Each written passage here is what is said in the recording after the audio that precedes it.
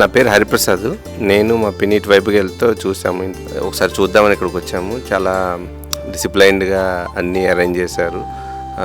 లేడీస్కి సపరేట్గా, జెంట్స్కి సపరేట్గా నీట్నెస్ కానీ, ఆ మందులు సపరేట్గా ఇవ్వడం కానీ, ఆ రికవరీ అయిన తర్వాత వాళ్ళ చేత చిన్న చిన్న పనులు చేసి బయటికి పంపించడం, ఆ ప్రొసీజర్ ఎంత బాగా నచ్చింది.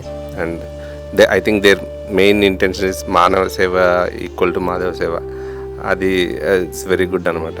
I'm happy to come here. And even though నేను సర్వ్ చేయలేకపోయినా అట్లీస్ట్ సర్వ్ చేసే వాళ్ళకి హెల్ప్ చేయడం అనేది ఇట్స్ ఎ గుడ్ థింగ్ అనిపించింది నాకు.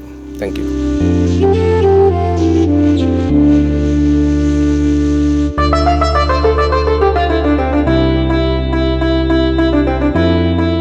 అమ్మా నాన్న అనాథాశ్రమంలోని అభాగ్యుల ఆకలి తీర్చేందుకు మానవతామూర్తుల, అన్నదాతల సహాయాన్ని కోరుతున్నాము.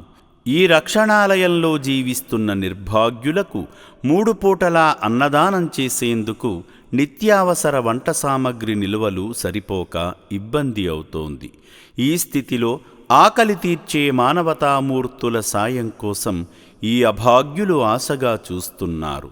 దయగల దాతలారా, వీళ్ళు మీ బిడ్డలే అనుకుని నిత్యావసర వంట సరుకులను అందిస్తే వాళ్ల ఆకలి తీరడం ద్వారా ఆ పుణ్యమంతా మీకే దక్కుతుంది. సేవాభావంతో మీరిచ్చే కేజీ బియ్యంతో 4 అభాగ్యులు కడుపు నిండా తింటారు.